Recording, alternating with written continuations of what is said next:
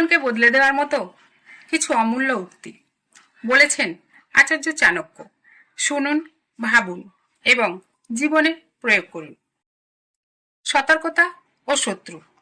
চাণক্য বলেছেন, যে মানুষ সবসময় সতর্ক থাকে তাকে কেউ হারাতে পারে না। জীবনে যারা অসতর্ক তাদের ক্ষতি হতেই থাকে। তিনি আরো বলেছেন, বোকা মানুষের সঙ্গে বন্ধুত্ব করার চেয়ে শত্রুর সঙ্গে বন্ধুত্ব করা ভালো, কারণ মূর্খ বন্ধু নিজের অজান্তেই সর্বনাশ ডেকে আনে। বিশ্বাস ও শিক্ষা। অতি বিশ্বাস সর্বনাশের মূল। মানুষকে বিশ্বাস করো, কিন্তু সীমার মধ্যে। শিক্ষা এমন এক সম্পদ যা চোরেও চুরি করতে পারে না।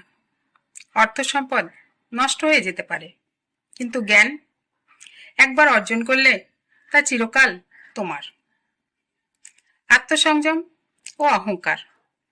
চাণক্যের মতে, যে মানুষ গোপন কথা রক্ষা করতে পারে সে যে কোনো কাজেই সফল হতে পারে। তিনি সতর্ক করেছেন, অহংকার মানুষকে পতনের দিকে ঠেলে দেয়।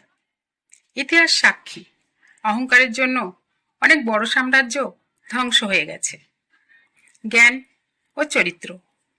চাণক্য বলেছেন, যার জ্ঞান নেই তার জীবন হলো অন্ধকারে পথ চলার মতো।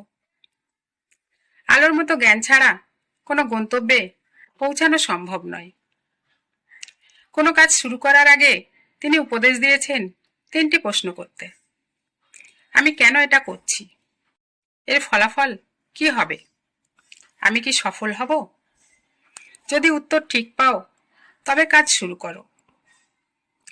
তিনি বলেছেন, যার চরিত্র মন্দ সে মানুষ নয়, শুধু জীবিত দেহ মাত্র। চরিত্রই একজন মানুষের আসল পরিচয়। সৎ লোককে নানা কৌশলে প্রতারণা করা যায়, কিন্তু তাকে কখনো ধ্বংস করা যায় না।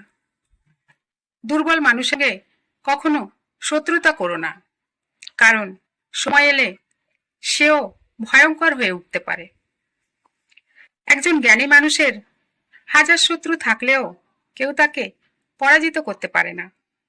যে নিজের পিতামাতাকে সম্মান করে না তার জীবনে শান্তি আসার সম্ভাবনা নেই। যেখানে সম্মান নেই সেখানে বেশি দিন থাকা উচিত নয়। দূরত্ব বজায় রাখাই উত্তম।